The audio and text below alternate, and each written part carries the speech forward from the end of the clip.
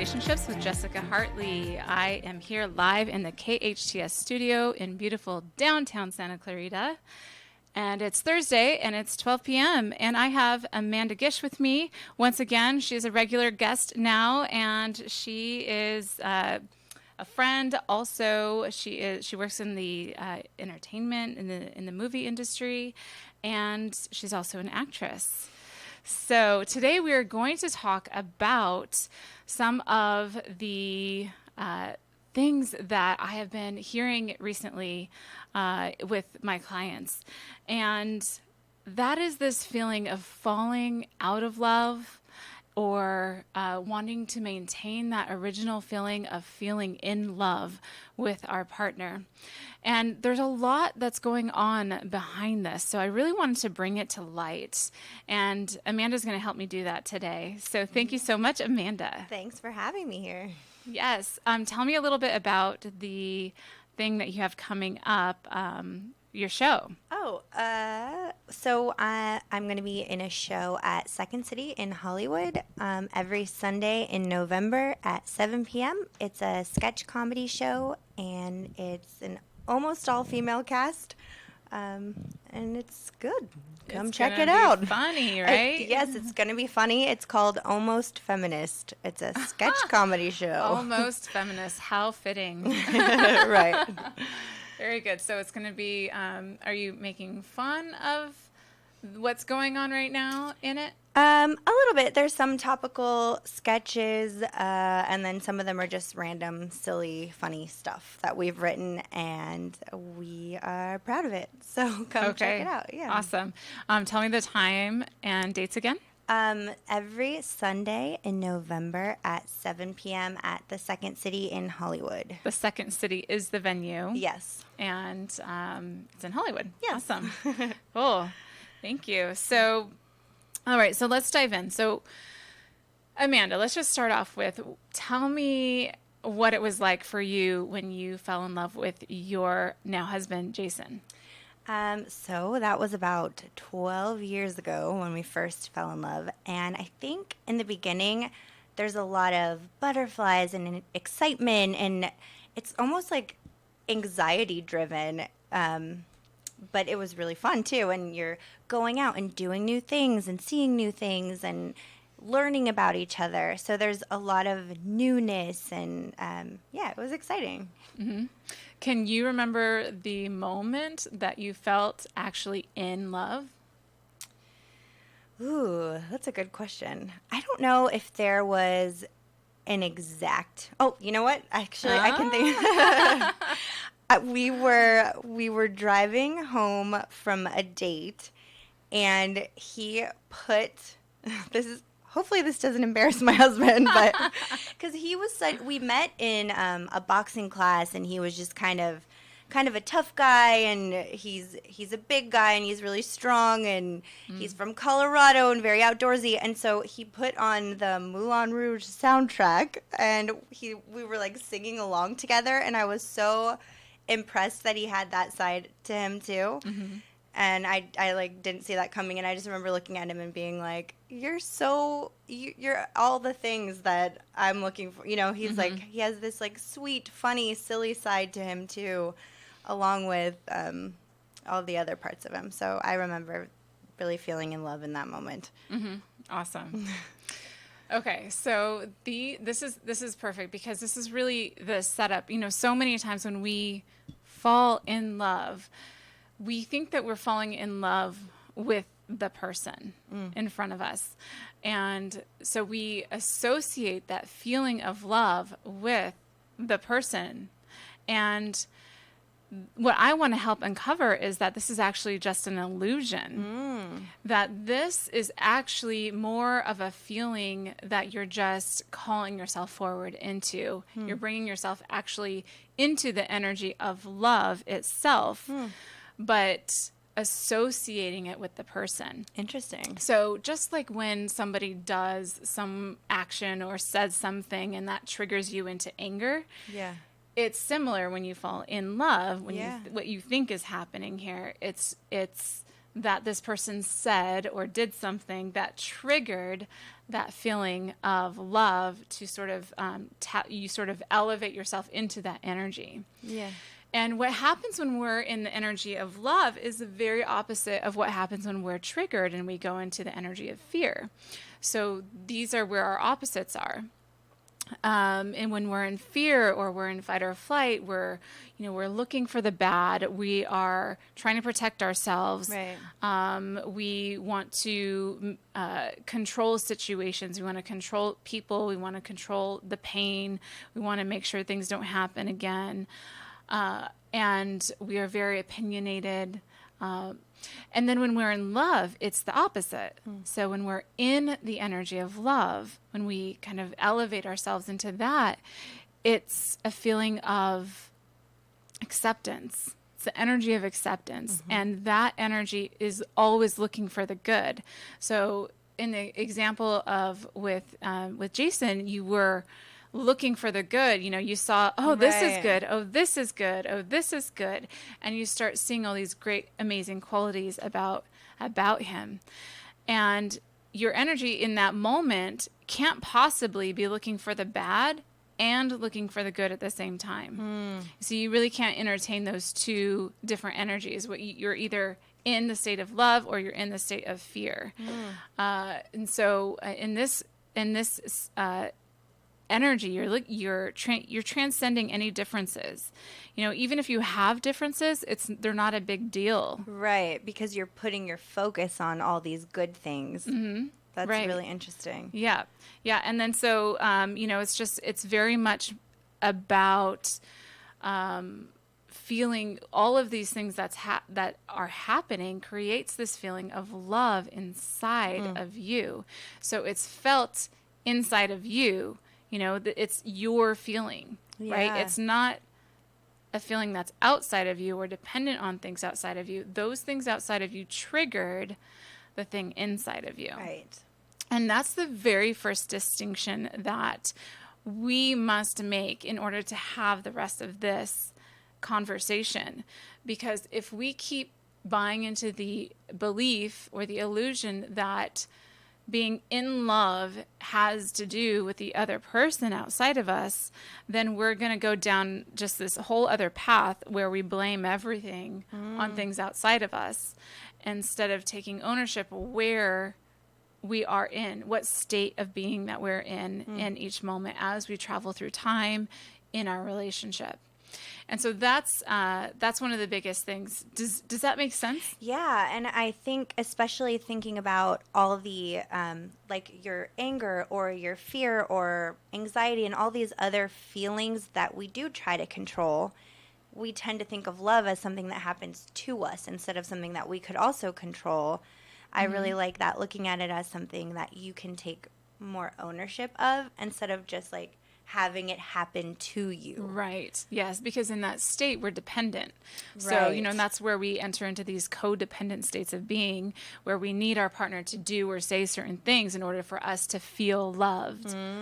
But it's like what is really happening is that love is just always inside of us and we can actually tap into it whenever we want to. And whether or not something outside of us triggers us to tap into it can help, but it's not ever their responsibility or because of them or their, responsibility. That's in our domain, whether or not we're in love or in fear. Wow, that's awesome. Yeah. I just think that's so empowering to look at it that way because then when you're in a relationship, you have so much control over your own feelings. I love that. Yes. A lot of what I talk about often is about being aware of what's in your domain and what's not in your domain. So it's very similar to, I think it's the Lord's Prayer that says, grant me the wisdom to know what I can change and what I can't. Do you know what I'm talking about? Sounds familiar. Yes. Okay. Yes, I have heard that. Yes. And it's really, this is what it is. This is in your control. This Right. is what you have the ability to change or manipulate. It's your emotional reactions or your emotional state of being, whether that's in protection mode, in fear, in anger, in sadness, or in love. You know, these are the things that are in our control.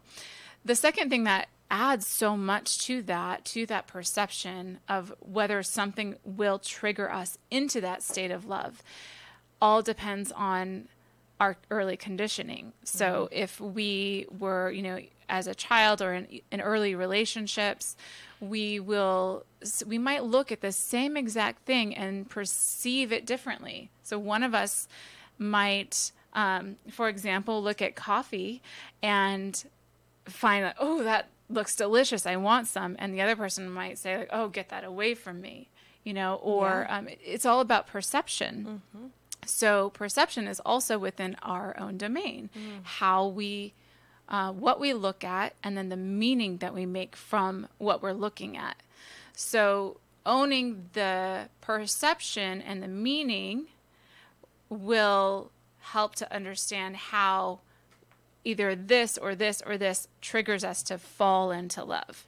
Right. And I can definitely see that happening in my relationship, where sometimes my husband will do something very neutral, but because of my upbringing or my own perception, I'm looking at it as like a slight against me or something that makes me upset. But if I could change that to kind of take a step back and be like, why do I think that? Wait, no, I have control over how I perceive that action.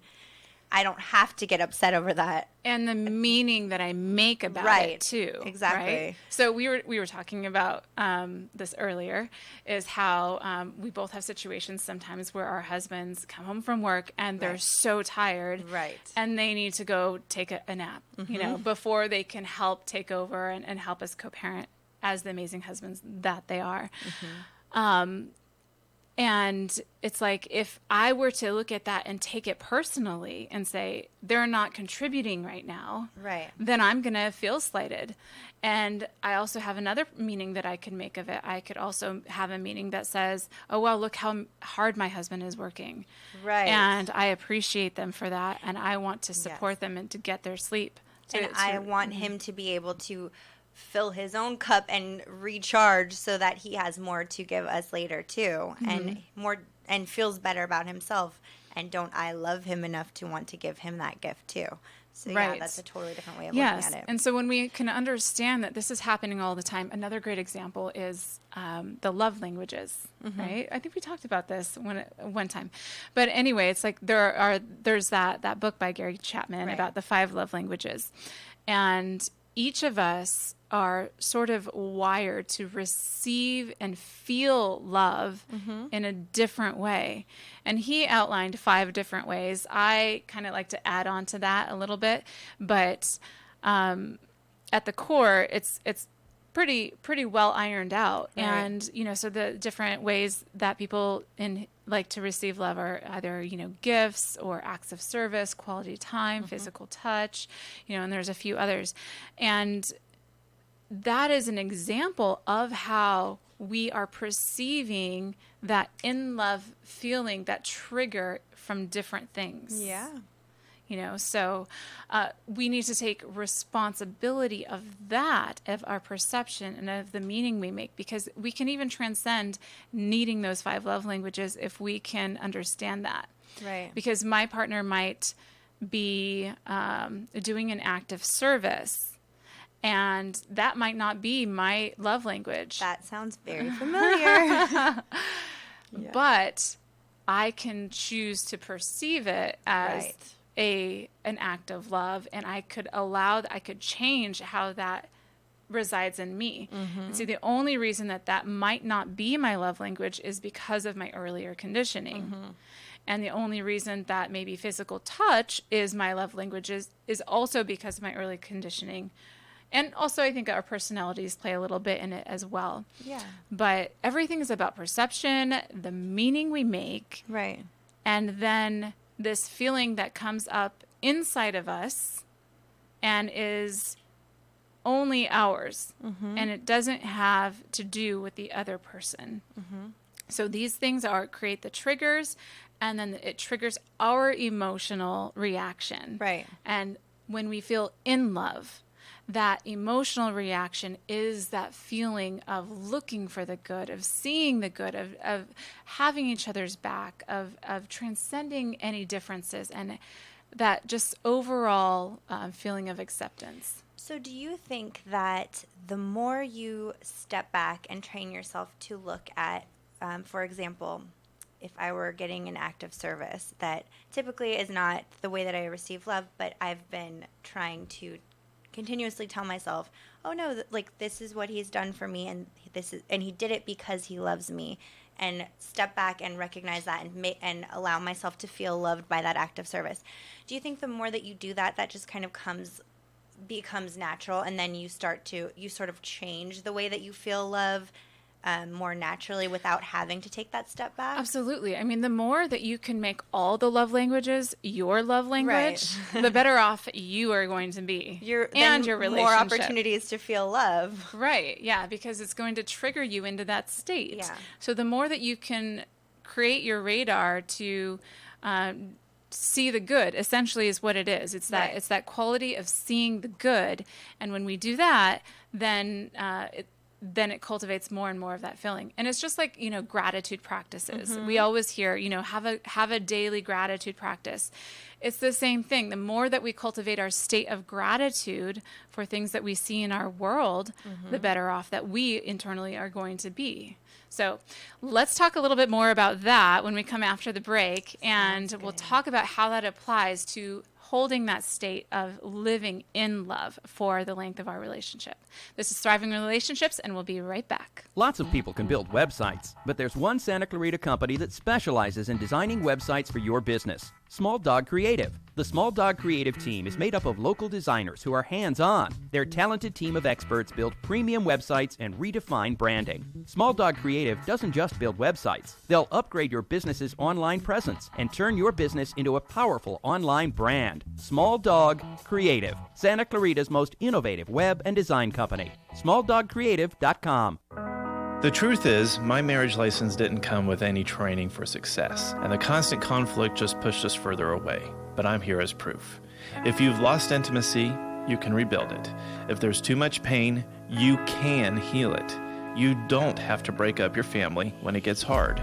Learn the 6 essential elements to create a successful relationship. The legendary love program has been healing relationships from the brink of divorce all over Santa Clarita. Learn more at jessicahartley.com/program.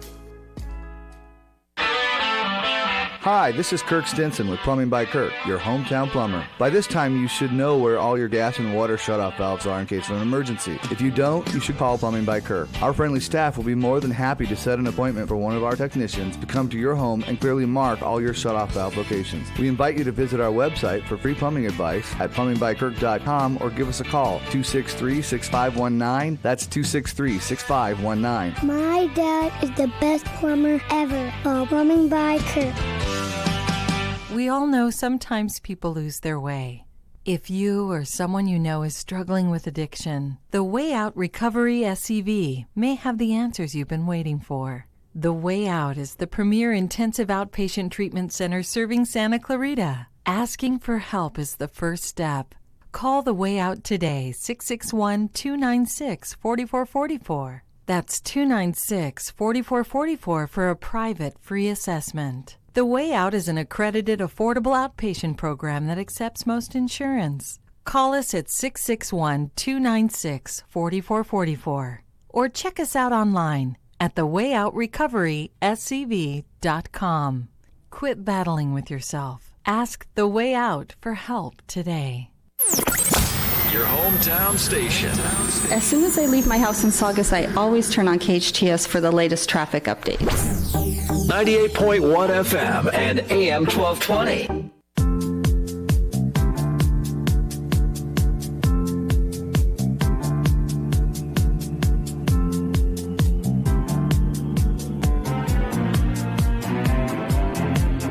Welcome back to Thriving Relationships. This is Jessica Hartley and Amanda Gish, and we are talking all about falling out or living in love throughout the length of our relationship. And what's really happening behind this idea of feeling in love with someone is not so much having anything to do with the other person, and much more to do with the other person just triggering that state of love inside of yourself.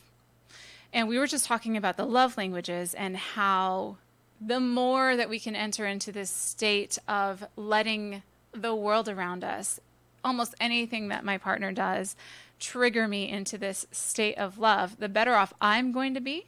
The better off our relationship is going to be, the better off our children are going to be, the better off my work day is going to be, and therefore the clients that I see. And it just ripples this effect out into the world. And I think likewise, if you're doing the opposite and looking at everything your partner does as a slight against you, you're really just harming yourself and your children and your family and all, and your life. You know, it's just making your life so much harder. So it's interesting that you could really have either side of that coin. Yeah, and that is in our domain. That stuff is in our control, because the world will always be our stimulus. And what we do with that stimulus is in our control. You know, so this is why I always say that the relationship is the biggest opportunity for personal growth and development than any other place, and why it's so crucial, because it affects almost every other area of our lives and so many people around us, even ones that are not related to my immediate relationship. You know, when your relationship is good, you're better at what you do at work, right? You know, and then when they have good experience with you, they're going to be feeling better in their home, and etc. You know, we have such an effect on people, and a lot of it is just unknown. You know, and you know, it's like if you so in that moment you have either the opportunity to either face that growth, right, or run away from it, or fight it, and then you're really throwing away such an opportunity for personal growth. If you decide to not stick it out and figure out what you can personally do to grow within that relationship or change the way that you're looking at it, it probably will catch up with you again in a future relationship, right? Yes. And that's the thing too, we don't realize, is that, you know, when we have an opportunity, a challenge and an opportunity to grow, we have a couple of different choices of reacting. We could fight, flight, or freeze, right? So it always triggers us into our fight or flight response. Or we could face it and use it for growth. But if we fight, flight, or freeze, and let's say we fight and we run away, or we break up with the person because we didn't feel loved or whatever it was, and we're blaming that feeling of love on them rather than it being our responsibility. Right. The thing is that this lesson, this opportunity will come back to us at a later time. Right. And if you're able to learn how to take ownership for your own feelings of love, then I imagine that any relationship you come to, you're bringing that with you. Yes. And so absolutely. That's really like a tool that you have in your life with all types of different relationships. Yes, and these are essential lessons that we're meant to learn in our experience here as a human. And we are always about growth. All of nature, all of life is always about growth. You put a seed in the ground, it's going to grow. You know, it's all about, you know, this personal evolution. And if we run away from these opportunities, or we even get angry at them and create more destruction because of our anger, we are not going to ever totally escape it. It will always come back to us, and maybe it's meant to come back to us at another time, because maybe I'm not equipped to be able to deal with it or to transcend it right now. Right. And maybe I need to do some other personal growth before I can face and learn from that lesson in a different way. But regardless, it will come back. Right. And, you know, sometimes when we, you know, leave our relationships, or we say, you know, I'm fallen out of love with my partner, and so, you know, we're going to get divorced or break up, that might be self-serving for a person in that time, and that's okay too. But the lessons that you are meant to learn, if you didn't learn from them, they will come back. And maybe the person will change, but the situation and the feeling will be the same. Right. And you hear that over and over again. People who have the same types of relationships over and over again, or they're given the same feedback from their partner over and over again, or they have the same feedback about their partner. And I think that's interesting to think that a lot of it is just because they haven't faced what they need to and learned how to bring that like self-stability to a relationship. Yes, first. to take ownership Yeah. for, whoa, I have a lesson here. Yeah. You know, and in every conflict, no matter what our partner did, there's always an opportunity to take ownership for something that I did as well. I was actually talking to my high school class about this morning. So I teach a homeschool high school homeschool class Right. on communication. And one of the things that we were talking about is how the idea of blame came up. And we talked about whose fault is it? So when some wrongdoing happens, whose fault is it? And then we kind of said, oh, well, let's say this person did this wrong. We called him Gary. Okay, is it Gary's? Is it Gary's fault? And then we kind of said, yeah, it's Gary's fault. He shouldn't have done that. And then I said, well, what if Gary is homeless and needed to steal that piece of bread or needed to steal that thing, and in order to survive, is it still his fault? And then it's like, well, then it's, his parents for not giving him a good life. Okay, well, but what about the parents? And then you keep going, and the parents will want to Right. blame the government and everything. It's like, we cannot entertain this idea of blame. And the more that we try to pin what's happening negatively in our experience outside of us and blame that on other people, the world, the government, we'll just end up walking around bitter, judgmental, and eventually be lonely. And the truth is that fear, that energy of fear, creates protection, judgment, separation. And love, if we enter into that feeling of love, which is could sometimes mean forgiveness, then we entertain belonging, togetherness, connection. All of the things that we do actually want in our lives. So it's funny because unknowingly, we have an intention to create connection, but our actions are doing all of the things to create disconnection Right. in our world or in our relationships. And I think that if you are approaching any relationship in a way that you're looking at who is wrong and who is right, you're always going to have that battle. There's always Yes. going to, because it's usually not that clear. You're both contributing different things to the relationship. You're both projecting different things to the relationship. So the more awareness you can have about that, I'm sure it makes it easier to look at things more empathetically and look at what you personally can do to fix the situation instead of that blame. Right. That's right. One of the things that was so profound to me when early on when I was studying psychology, that just blew my mind, is that every single human being always thinks they're the one that's right. Absolutely. Absolutely. And that really threw me into this other perspective of maybe trying to figure out who's right or wrong or trying to blame is useless. Right, because everyone is the hero of their own story, of course. Yeah, and we're all, like, even that guy, that character that we created, Gary, he's stealing because he thinks that's right. He needs to. He has self-preservation for him. Right. I think that it's, unless there is an actual, something that's really wrong in someone's brain, like a pathological issue, which I guess that's another topic. That's a whole other thing, yeah. But I think, like, most cases, people are acting the way that they feel is best, and that they feel that they are, I think people think of themselves as a good person, that most people are genuinely trying their best in every situation, Right. whatever that means for them. Yeah.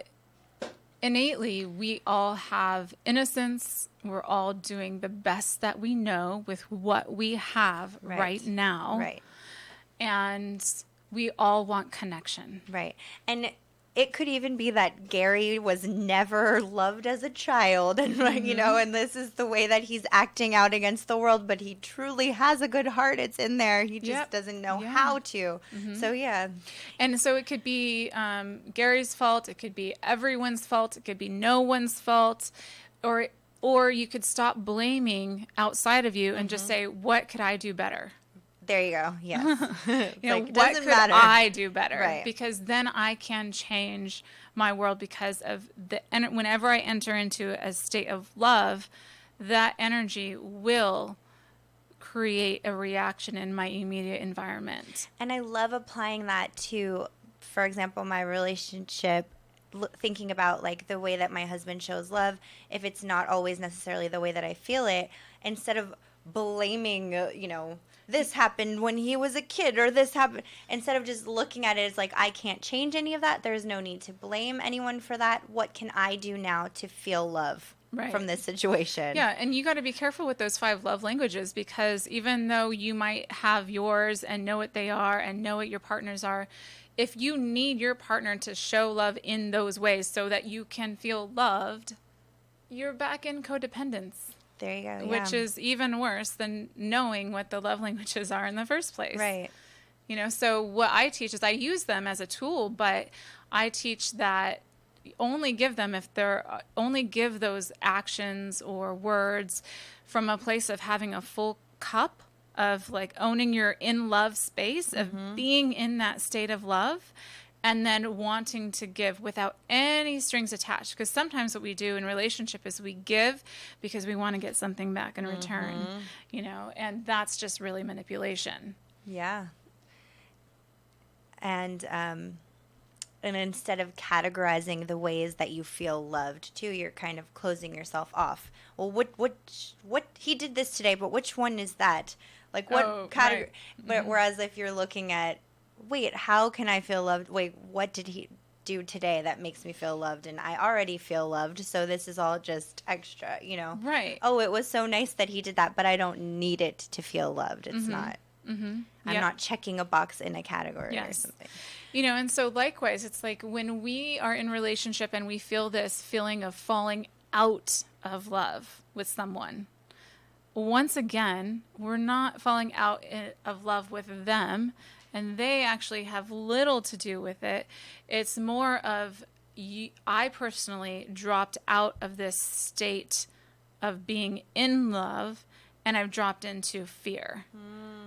And so when we are in a state of fear, we'll have certain behaviors that in the root of them are protecting us from getting hurt, you know, protecting us from putting myself out there and not feeling love back. Yes. Right. And, but see, if we cut that tie and say, no, I don't get love from you. I get love from me. You might trigger it, and thank you when you do. But that doesn't even make sense once we start to entertain this idea, you know. And so we take that understanding into the span of a long-term marriage. Now we're talking about, it's not my partner's responsibility to do A, B, C, or D in order for me to be happy or to feel in love with myself or them or anything. That is my responsibility. And what I choose to train myself to be triggered into that state, and the more that I can train myself to be triggered into that state of love, the better for everybody. Secondly, notice when I'm acting out of protection.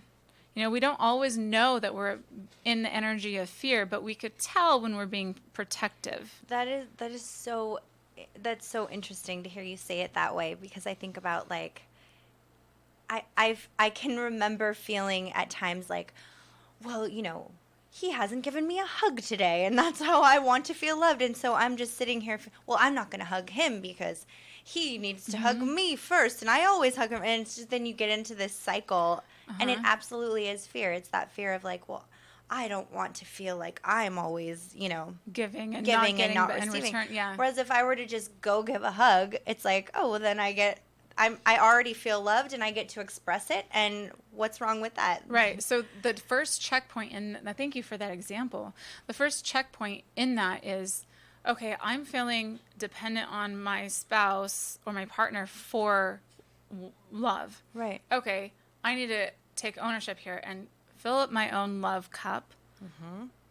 Enter into that state of being myself and don't need my partner to do anything, the hug or the kiss or whatever, to make me feel loved. Now, once I'm there, now I want a hug, so I'm going to go get one. Right. Oh, I love that. Yeah. And that's the difference. And and here's the other thing that happens when you're in the state of love. I mean, just think about it. When you start entertaining this in your day-to-day way of being, your natural way of being, your partner is going to feel like he doesn't need to bend or shape himself to do anything in order to please you, right? Right. And that also creates in him the ability to be self-honoring as well, or if, whoever your partner is. And then it just creates, just like fear will create more and more destruction, and eventually you're staring exactly at what you're trying to protect yourself from.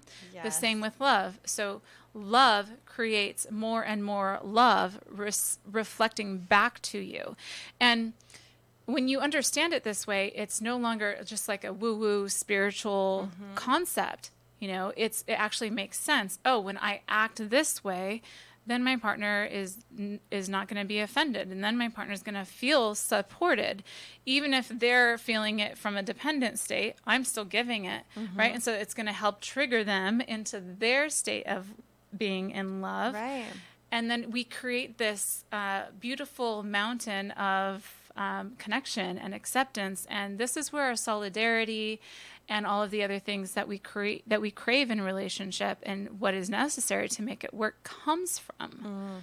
It's from that being in that energy of love and taking ownership for it, and not blaming it on our partners. I love that. Okay, so we're going to go ahead and take our second break. And when we come back, I'm going to talk about a few different steps, tools that we can do to help get ourselves into love in the moment. Thriving relationships, we'll be right back. Do you ever listen, but you're not really paying attention? Sort of like what you're doing to me right now. This is Alex Urbina, your advanced life coach specialist. One of the most frequent questions I hear is, what is a life coach? Well, tune in every Friday at noon to learn the value of having a coach and listen to a live coaching session on the radio. Right here on your hometown station, KHTS.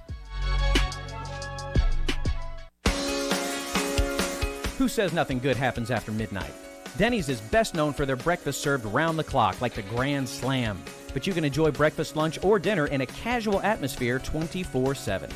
At Denny's, the lunch and dinner menu has a variety of appetizers, craveable burgers, salads, and entrees, along with the best desserts in town. Wherever you live in Santa Clarita, there's a Denny's close by. If you're pulling an all-nighter or don't feel like cooking, get into Denny's today.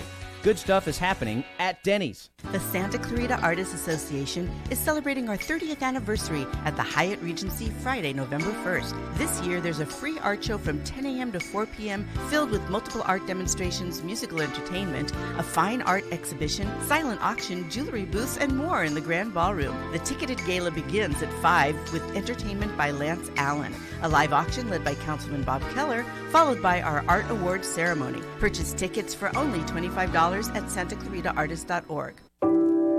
When you feel like you're at the end of your rope, tie a knot and hold on, because a quality relationship will bring the most meaning to your life. No matter how hard it feels right now, this is your opportunity to grow every part of who you are and bring the best of what you've got to the table. No one wants to spend their life alone. Make this one count. It takes effort and dedication, but you're capable. Visit jessicahartley.com/program. Santa Clarita luxury car owners are discovering Infinity of Valencia. Infinity of Valencia? Where's that? Infinity of Valencia, your gateway to luxurious driving, owns a state-of-the-art dealership in front of Valencia Auto Row. Why haven't I seen it? Infinity of Valencia can easily be seen as you drive on Magic Mountain Parkway opposite the Valencia Town Center. Oh, in front of Auto Row? Auto Row is behind Infinity of Valencia. Infinity of Valencia. Discover it in front of Auto Row. So easy to find. 98.1 FM and AM 1220.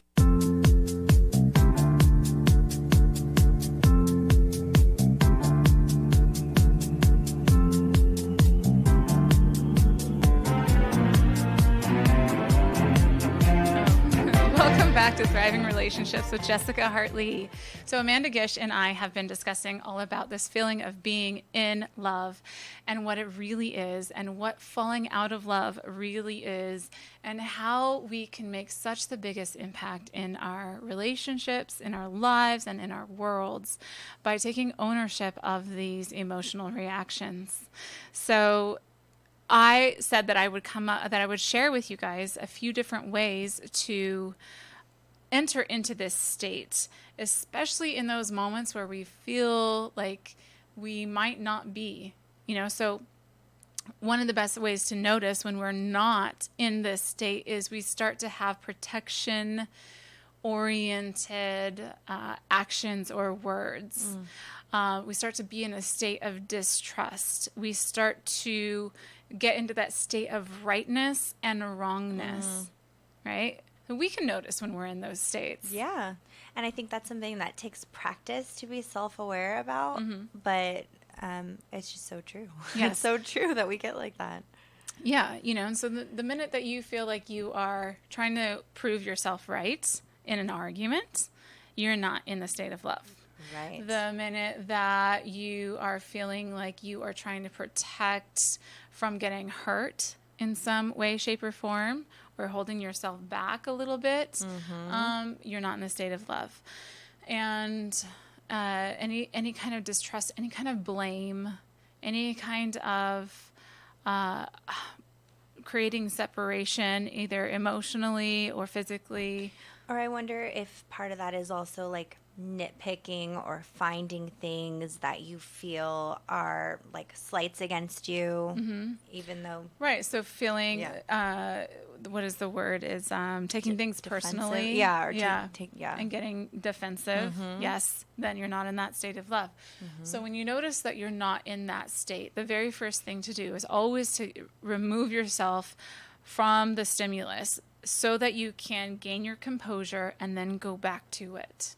Okay, so it's not about running away from it and ignoring it or trying to run away from the conflict or the confrontation, but actually just creating a space so you can get grounded and then go get it again. Yeah, so you're not in such a reactive place. Yes.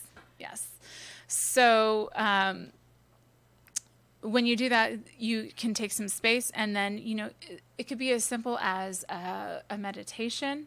Mantras are really great. So physically, when we're in fear, we usually close our hearts, and when we're in love, we feel our hearts are open. So one of the things that I did early on to train myself to be in this state more often was when I would feel myself taking something personally or getting angry about something that my spouse did, I would take space and I would just mantra to myself, say over and over, I'm keeping my heart open. I'm keeping my heart open. My heart is open. I'm keeping my heart open. And all the while, my brain is still telling me why I'm upset. Right. But I'm kind of going past that and just powering through with this mantra until I could actually feel my heart open. That's a really great way to do it. Also, breathing is important. So taking some good grounding breaths. And that's why meditation can come in handy there, because it's all about grounding in our breath. Prayer, if that's something that you like to do. Prayer is also another form of connecting to your source. And,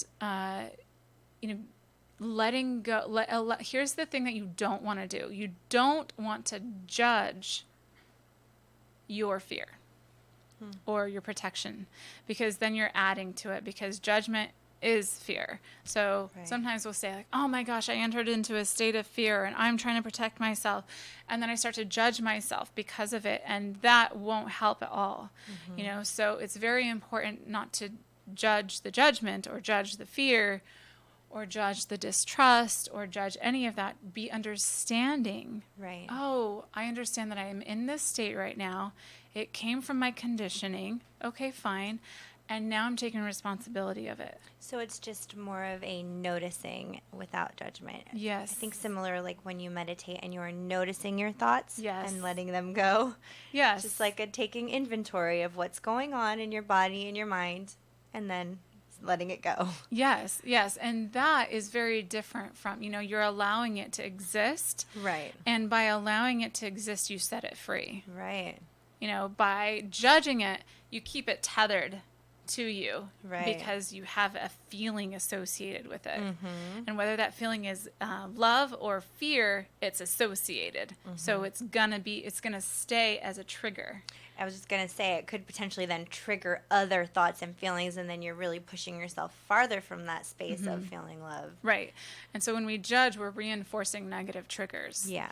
So we want to just accept that that feeling, that emotion, and then just let it exist, and then choose to focus on where you want to focus. You know, so then to say, okay, that exists.